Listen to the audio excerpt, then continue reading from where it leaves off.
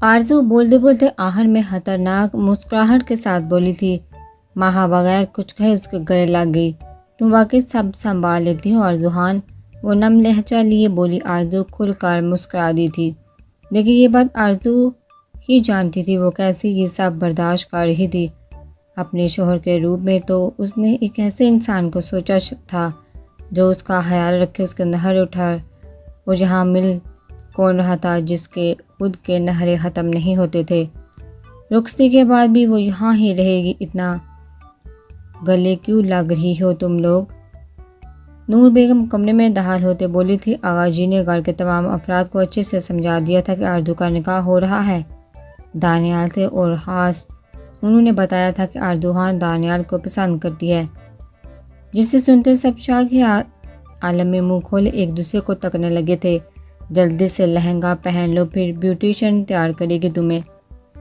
رخسار بیگم بھی کمرے میں داخل ہوتے بولی، آرزو نے اس بات میں سر ہلایا۔ فی الحال آرزو سے کسی نے کچھ نہیں پوچھا، سب خوش تھے کہ آرزو اب کہیں نہیں جائے گی۔ وہ رخسار بیگم تو بیٹی کے فیصلے پر صدقے واری جا رہی تھی، اس کے آرزو لہنگا اٹھائے واش روم گئی اور پھر تقریباً 7 منٹ بعد وہ باہر نکل آئی تھی۔ اب کمرے میں اس کے علاوہ کوئی نہیں تھا۔ اس نے آئینے میں اپنا عکس دیکھا، کیا وہ اس شخص کے لیے سجنے والی تھی جس کی نظروں میں اس کا کردار مشکوک تھا؟ کیا وہ شخص اسے کبھی قبول کرے گا یا وہ قبول کر پائے گی اسے؟ دروازے پر ہوتی دستک آواز چونکی اس نے اندر آنے کو بولا۔ بیوٹیشن اندر آ گئی تھی، وہ تھوڑی دیر پہلے باہر گئی تھی۔ آرزو گہرا سانس بھرتے چیئر پر بیٹھ گئی اور بیوٹیشن مہارت سے اپنا کام کرنے لگی تھی۔ آرزو خان نے خود کو اس حد تک مضبوط کیا تھا کہ دانیال سفیر خان کے تیکھے زہر ہن لفظوں کی کار اس کے دل کے ٹکڑے ٹکڑے نہ کرے۔ تقریباً 2 گھنٹوں میں وہ مکمل تیار تھی۔ اس نے باری پلکیں اٹھا کر آئینے میں دیکھا، وہ سانس روک کے خود کے وجود کو دیکھ رہی تھی۔ وہ بہت حسین لگ رہی تھی، لیکن یہ حسن، یہ سجنا سنورنا آرزو خان کے لیے بے معنی تھا۔ ماہا کمرے میں انٹر ہوئی۔ آج عائشہ کا ولیمہ تھا، سو وہ بھی بالکل تیار باہر معراج کے ساتھ اسٹیج پر بیٹھی ہوئی تھی اور آرزو کو اب باہر بلایا جا رہا تھا۔ ماہا نے آرزو کے قیامت خیز حسن کو دیکھا، اس کے لبوں سے بے اختیار ماشاءاللہ نکلا تھا۔ بیوٹیشن بھی آرزو کی تعریف کرتی اپنا سامان لیتی چلی گئی۔ پیمنٹ اس کے پہلے ہی ہو چکی تھی۔ باہر بلا رہے ہیں تمہیں، ماہا نے نظر چراتے کہا۔ آرزو کی اس حالت کی ذمہ دار وہ کہیں نہ کہیں خود کو بھی سمجھ رہی تھی۔ چلو۔ آرزو لبوں کو باہم جوڑے آگے کو بڑی۔ لہنگا کافی ہیوی تھا، ماہا نے اسے سہارا دیا تھا۔ وہ خود پنک اور بلیک کنٹراسٹ کے نرک کے فراق میں بہت حسین لگ رہی تھی، مگر آج دونوں دوستوں کے چہرے پر اداسی تھی۔ تم چاہو تو میں سب کو سچ بتا دیتی ہوں، پھر سب ٹھیک ہو جائے گا، تمہیں یہ شادی نہیں کرنی پڑے گی، ماہا لب کاٹتے بولی۔ آرزو نے چادر اٹھائی اور اپنے اوپر ڈال لی۔ اس نے گھونگھٹ نکال لیا تھا، اسکن کلر کی چادر سے گھونگھٹ نکالے اس نے نفی میں سر ہلایا۔ ماہا نے چونک کر اسے دیکھا۔ ماہا کو بہت برا لگ رہا تھا، آرزو خان ایسی نہیں تھی اور اب شاید وہ خود کو مضبوط کر رہی تھی یا شاید اپنے آنسو چھپانے کی کوشش کر رہی تھی۔ سب ٹھیک ہو جائے گا ماہا، میں سب سنبھال لوں گی، تم فکر نہ کرو، کسی کو کچھ بھی مت بتاؤ، جب وقت آئے گا تب بتا دینا، اب چلو۔ وہ ماہا کو کہتے آگے کو بڑھی۔ جب رخسار بیگم کمرے میں داخل ہوئی تھی، آرزو کو شال سے خود کو کور کیے اور گھونگھٹ نکالے دیکھ وہ چونکے، پھر سر جھٹکا۔ ماہا تم جاؤ باہر بیٹا، میں آرزو کو لے آتی ہوں، رخسار بیگم نے محبت سے کہا تو وہ سر ہلاتی باہر نکل گئی اور آرزو لب بینچر رخسار بیگم کے ساتھ چلنے لگی تھی۔ شال کے پار اس منظر دھندلے سے نظر آ رہے تھے، وہ انہیں واضح نہیں دیکھ سکتی تھی۔ رخسار بیگم اس سے باہر لے آئی تھی۔ سب لوگ خاموشی سے لب سیے اسی کے وجود کو دیکھ رہے تھے۔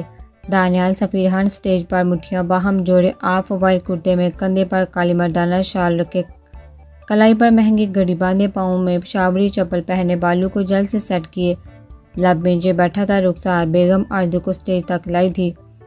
انہوں نے چند پل دانیال کا انتظار کیا تھا کہ وہ اٹھے اور دلہن کو سہارا دے، لیکن وہ سخت تاثرات لیے بیٹھا رہا تھا۔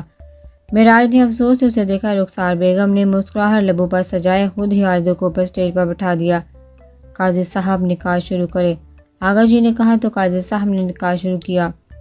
آرزو شہیران ولد شہیران، کیا آپ کو دانیال سفیران ولد سفیران سے سکہ راج الوقت 50 لاکھ حق مہر یہ نکاح قبول ہے؟ قاضی صاحب نے گھونگھٹ اوڑے وجود کو دیکھتے کہا، جبکہ قبل سے سخت تاثرات چہرے پر سجائے بیٹھے۔ دانیال نے حیرت سے باپ کی طرف دیکھا اور پھر آغا جی کی طرف۔ آرزو خان، اس کا نکاح تو مہا خان سے ہو رہا تھا، یہ آرزو خان کہاں سے آ گئی تھی؟ تیسری نظر اس نے گھونگھٹ والے وجود پر ڈالی۔ اسکن کلر کی شال سے اب آرزو کا چہرہ اسے بہت ہی مشکل سے نظر آ رہا تھا۔ اس نے غصے سے مٹھیاں بھینچی تھی، گردن کی نسیں تیز سانس لینے کی وجہ سے پھولنے لگی تھی۔ کیا آپ کو یہ نکاح قبول ہے؟ قاضی صاحب پھر سے بولے۔ گھر کے تمام افراد لب بینچے کھڑے تھے، جیسے یہ کوئی بہت ہی مشکل مرحلہ ہو، اور ایسا ہی تھا۔ دو ناپسندیدہ شخصیت آپس میں ایک بندھن میں بندھنے والی تھی۔ دانیال صوفے سے اٹھنے لگا جب سفیر صاحب نے پیچھے سے آتے اس کے کندھے پر دباؤ ڈالا اور اسے آنکھوں کے اشارے سے خاموش رہنے کا کہا تو وہ ضبط سے سر ہوتے چہرے سے جبڑے بھیج گیا۔ قبول ہے، قبول ہے، قبول ہے۔ آرزو نے 3 مرتبہ جملے ادا کرتے اپنے تمام جملے حقوق اس شخص کا نام کر دیے جس کی پابندیوں سے اپنے وجود پر گوارا نہیں تھی۔ 2 آنسو ٹوٹ کر اس کے دامن میں گر گئے۔ قاضی صاحب نے اب وہی جملے دانیال کے جانب رخ کرتے دہرائے تھے۔ سب کے چہرے فکر مندی سے تن گئے، ہر کوئی اسی سوچ میں تھا کہ وہ سرفراز شخص نہ جانے کیا کرے، لیکن آغا جی جانتے تھے دانیال سفیران ان کی عزت پر کبھی آنچ نہیں آنے دے گا۔ اس کی حیرت بتا رہی تھی وہ پہلا ایسا دلہا تھا جسے یہی پتہ نہیں تھا کہ اس کی دلہن تھی کون، اس کی شادی کس سے ہو رہی تھی۔ قبول ہے، قبول ہے، قبول ہے، تینوں بار بولتے اس کے لہجے کا سردپن بڑھتا چلا گیا۔ آرزو کا دل کب کپا اٹھا تھا، سب نے سکھ کا سانس لیا تو یہ سب اس عمل میں لائے بغیر کیا گیا تھا۔ اس نے ایک سخت نظر سب پر ڈالی تھی۔ معراج لب دبا گیا، عائشہ نے اسے گھورا۔ ان دونوں سے سائن لیے گئے، ہر کوئی ایک دوسرے کو مبارکباد دینے لگا تھا۔ سفیر صاحب اور شہید صاحب دونوں بھائی ایک دوسرے کے گلے لگے تھے۔ رخسار بیگم نے مسکرا کر بیٹی کو دیکھا، ان کی آنکھیں نم ہو گئیں۔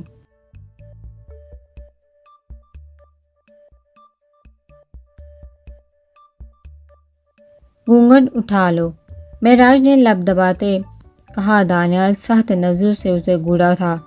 اس نے دانت پیستے ضبط کے بندھن باندھتے گھونگھٹ اٹھایا۔ آرزو نے پلکوں کی جالر اٹھا کر نم آنکھوں سے اسے دیکھا تھا۔ وہ چند پل جیسے طلسم زدہ لمحوں میں قید ہوتا اس کی آنکھوں میں لگے کاجل میں کھو گیا۔ وہ آنکھیں دانیال سفیران کے دل کو جیسے مٹھی میں قید کرنے لگی تھی۔ دانیال نے لب بینچ لی، تبھی نہ جانے کسی نے پیچھے سے سانگ پلے کیا تھا۔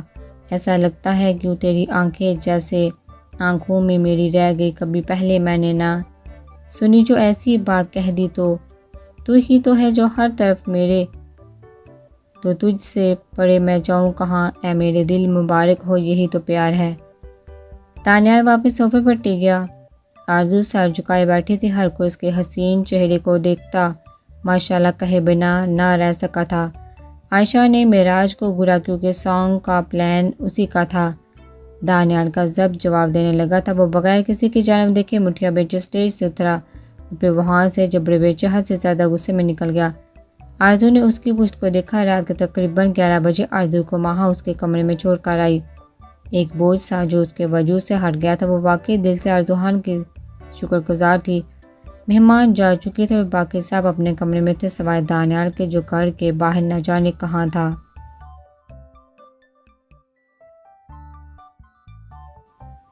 ماہا اپنے کمرے میں آئی تھی، دوپٹہ اتار کر صوفے پر ڈال دیا، بیڈ پر آتے لیٹنے ہی لگی تھی جب بیڈ کے قریب حالی جگ دیکھ اس کا منہ بن گیا تھا۔ شادی کی تیاریوں میں شاید فیروزہ نے دھیان ہی نہیں دیا تھا اور وہ خود بھی پانی رکھنا بھول گئی تھی۔ جگ اٹھاتے وہ مردہ قدموں سے باہر کی جانب بڑھی تھی۔ کچن میں جاتے ہاتھ مار کر لائٹ آن کی اور سلپ سے بوتل اٹھا کر جگ میں ڈالی، جبکہ اچانک لائٹ آف ہو گئی تھی۔ ماہا نے سانس روک لی، اس کے نتنوں سے مردانہ کلون کی خوشبو ٹکرائی تھی۔ ماہا نے قدم پیچھے کی جانب لیے، وہ اس کی خوشبو پہچان سکتی تھی۔ الیگزینڈر وہ لڑکھڑاتے لہجے میں مدھم آواز میں بولی، ایسے مت پکارا کرو مجھے بٹر فلائی۔ وہ اس کے پیٹ پر رکھتے ہی اسے خود سے لگاتے بولا۔ ماہا کا سانس اٹکا تھا۔ الیگزینڈر نے جگ اس کے ہاتھوں سے لیتے سلپ پر رکھ دیا۔ ہٹو ماہا سوکھے پڑتے لبوں پر زبان پھیرتے بولی۔ جب الیگزینڈر نے اسے مزید خود کے قریب کر لی، اس کا رخ اپنی جانب کرتے الیگزینڈر نے اسے بازو میں بڑا۔ ماہا کی آنکھیں حیرت اور خوف سے پھیل گئی۔ اگر کسی نے بھی اسے دیکھ لیا تو کیا ہوگا، ماہا سوچ کر ہی گھبرا گئی تھی۔ جبکہ وہ خاموشی سے چل رہا تھا، اس کے قدم ماہا کے کمرے کی طرف تھے۔ نیچے اتارو مجھے، پاگل ہو گئے ہو تم، کو جا گیا تو نیچے اتارو الیگزینڈر۔ ماہا اس کے بازو میں مچلی تھی۔ الیگزینڈر خاموشی سے اس کے کمرے میں انٹر ہوا، کمرہ بند کیا، اسے لاتے بیڈ پر اتار دیا۔ مجھے کسی دوسرے سے مت ڈرایا کرو بٹر فلائی، میں کسی کے باپ سے نہیں ڈرتا۔ وہ منہ چلاتے بولا۔ شاید وہ گم چبا رہا تھا۔ منہ چلاتے اس کے گال کا گڑا واضح ہوا، جسے ماہا نے آج پہلی بار دیکھا تھا۔ ماہا کو تو اس کا نام بھی اس دن پہلی بار پتہ چلا تھا جب اس نے خود کو گینگسٹر بولا تھا، ورنہ نکاح پر اسے ہوش کہاں تھا، اپنے باپ سے بھی نہیں۔ ماہا نے اس کی طرف دیکھا جو ہیڈ سر سے اتار چکا تھا، اس کے قدم اب بیڈ کی جانب تھے۔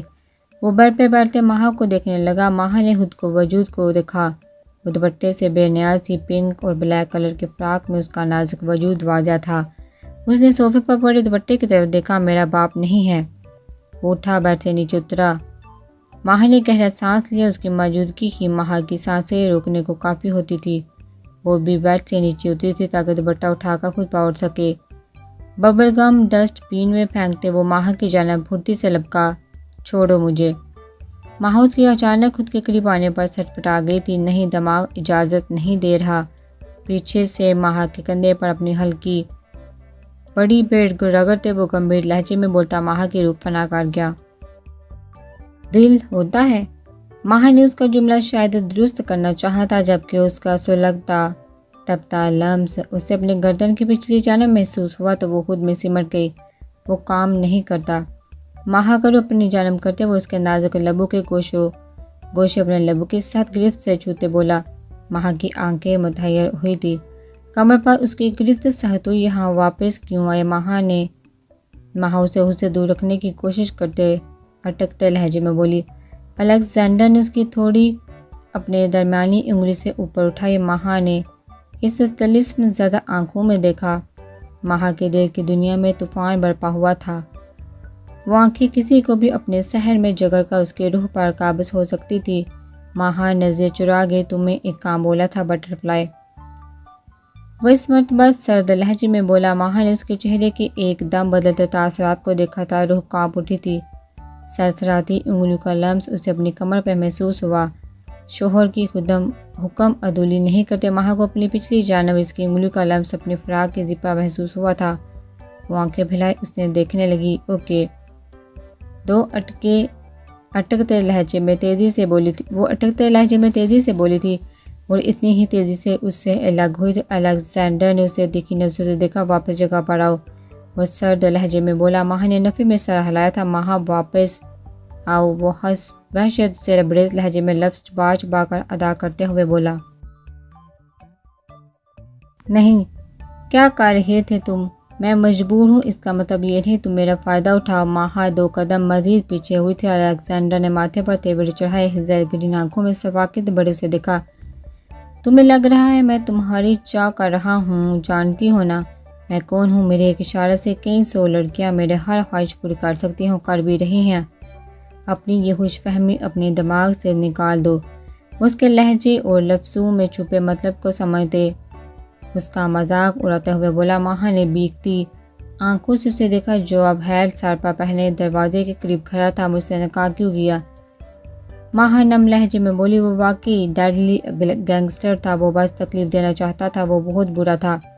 تم نے خود عزت کی بات کی تھی بٹر فلائی، میں نے تمہیں مجبور نہیں کیا تھا۔ یہ مت سوچنا میں تمہارے پیچھے پاگل ہو جاؤں گا، تمہیں مناؤں گا۔ میں چاہوں تو ابھی اپنا حق تم سے وصول کر لوں، لیکن ہے نہ میرے لمس کے قابل نہیں ہو تم۔ وہ طنز کے تیر چلاتا ماہا کی ذات کو پل میں بے ضرر کر گیا۔ ماہا نے بےچینی سے اسے دیکھا۔ تمہیں کیا لگتا ہے میں مر رہی ہوں تمہارے لیے؟ ماہا کی آنکھیں بار بار بھیگ رہی تھی۔ وہ سرخ چہرہ لیے بولی، کس نے کہا تم سے؟ مجھے لگ رہا ہے بٹرفلائی، مجھے یقین ہے تمہارا دل میری قربت کے لیے ترس رہا ہے۔ وہ سائڈ اسمائل لبوں پر سجاتا بولا، اس کے لہجے میں یقین تھا۔ ماہا کا دل تیزی سے دھڑکا تھا۔ دل نے شدت سے دہائی دی کہ الیگزینڈر کے لفظ عنقریب سچ ہو جائیں گے۔ تم بہت برے ہو۔ ماہا نے افسوس بڑی نظر سے اسے دیکھتے کہا، تم ہمیشہ سچ بولتی ہو۔ ہیٹ اتارتے اس نے دونوں بازو پھیلائے، تھوڑا سا جھکتے جیسے داد وصول کی ہو۔ ماہا کلس کر رہ گئی تھی۔ فائل نکال کر رکھنا، میں لینے آؤں گا واپس، اسے دیکھتے وہ بولا اور باہر نکل گیا۔ ماہا صوفے پر گرنے کے انداز میں بیٹھی تھی، اس کی آنکھوں سے آنسو جاری ہو گئے۔ الیگزینڈر کی ایسی باتیں سن اسے برا لگ رہا تھا۔ ماہا نے ہونٹ رگڑ ڈالے۔ وہ اس کے لمس کو مٹا دینا چاہتی تھی۔ وہ کیوں اس کے بارے میں سوچے جب وہ اس کی ذات کو اتنا حقیر جان رہا تھا۔ ماہا نے بے دردی سے آنکھیں رگڑ ڈالی تھی۔ تم یہاں کیسے آ گئے؟ آرزو بیڈ سے اٹھتے بولی۔ اب اس کے سر پر اس کا دوپٹہ تھا۔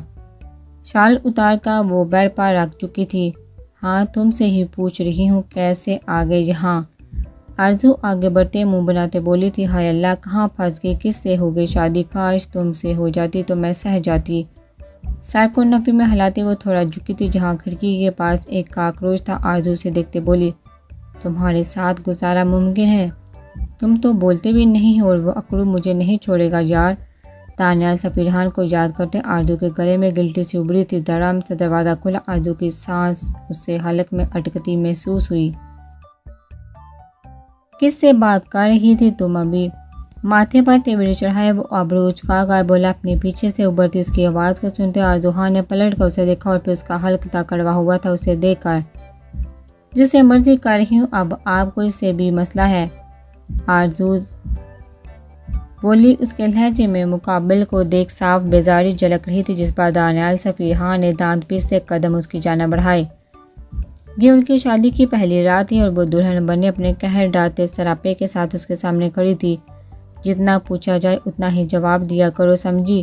زیادہ زبان چلانے کی ضرورت نہیں۔ بولو کس سے بات کر رہی تھی تم ابھی؟ کس سے شادی کرنے کا بول رہی تھی؟ اس کے بازو کو دبوچے وہ لہو جھلکاتی آنکھیں اس کے خوبصورت چہرے پر ٹکائے۔ بولو چھوڑو میرا بازو، کیا جاہلوں کی طرح ہاتھ لگانے پر اتر آتے ہو؟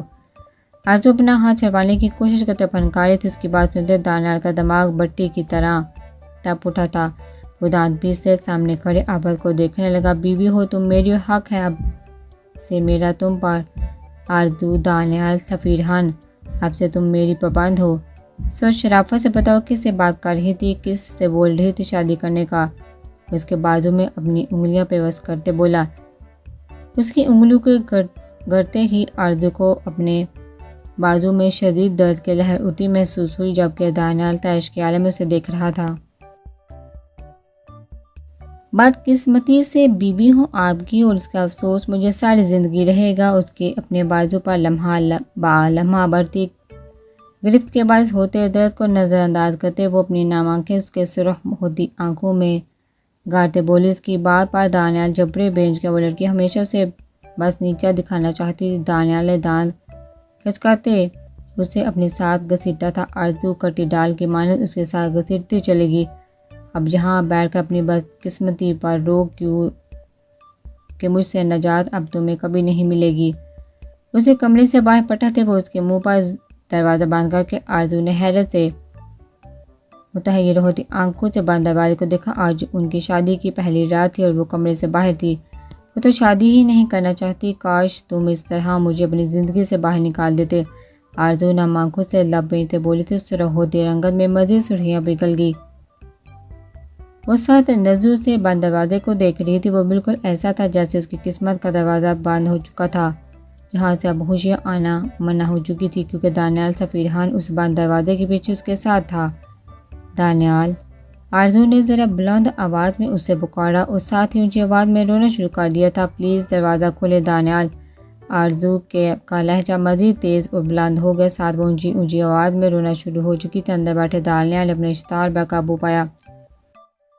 رات کے اس پہر اگر کوئی جاگ گیا تو کتنی عزت افزائی ہوگی اس کی۔ کیا تکلیف کیا ہے تمہیں آرزوہان؟ دروازہ ایک بار پھر دڑام سے کھلا۔ دانیال سختی سے لب ایک دوسرے میں پیوست کیے کھڑا تھا۔ مجھے اندر آنا ہے، بیوی ہوں نا آپ کی۔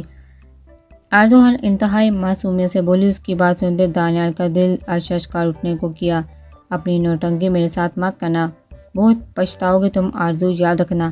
دانیال انگلی اٹھاتے بولا۔ اس وقت اسے سب سے پر غصہ آ رہا تھا، سب سے بڑھ کر آرزوہان پر۔ ٹھیک ہے، میں ایسے ہی آغا جان کے پاس چلی جاتی ہوں، میں ان سے بولوں گی میرے پاس کوئی روم نہیں جس میں رکوں، کیونکہ مما نے بولا ہے دانیال کا ہی روم میرا روم ہے، میں اپنے روم میں نہیں جا سکتی، آرزو کہتے ساتھ ہی پلٹی۔ دانیال نے سختی سے جبڑے بینچے آگے بڑھتے اس کا بازو دبوچا اور اسے اندر کمرے میں بٹھا۔ پاؤں کی ٹھوکر سے دروازہ باندھ گیا۔ بہت بھی بیوی کی رٹ لگائی ہوئی ہے، بیوی کے کچھ فرائض بھی ہوتے ہیں۔ آرزو نے پلٹ کر اسے دیکھا۔ دانیال سفیران کا لہجہ ایک دم بدل گیا تھا۔ آرزو نے پھیلی آنکھوں سے اس کی اپنی جانب بڑھتے قدم دیکھے اور اس کے ہاتھ اس کے کرتے کے بٹنوں پر تھا۔ آرزو حیرت سے دیکھ رہی تھی۔ کیا مطلب ہے تمہارا؟ آرزو کا لہجہ لڑکھڑا گیا تھا۔ دانیال اب کرتے کے بٹن کھولے 2 قدم کے فاصلے سے اس کے سامنے کھڑا تھا۔ بیوی ہونا تم میری، میرا روم تمہارا روم ہے تو تم میری ہوئی نا، اس حساب سے۔ وہ دانت پیس کر ایک ایک لفظ ادا کرتا رہا تھا۔ اس کی آنکھوں سے چنگاریاں سی نکلتی۔ آرزوہان کا وجود جھلسا رہی تھی۔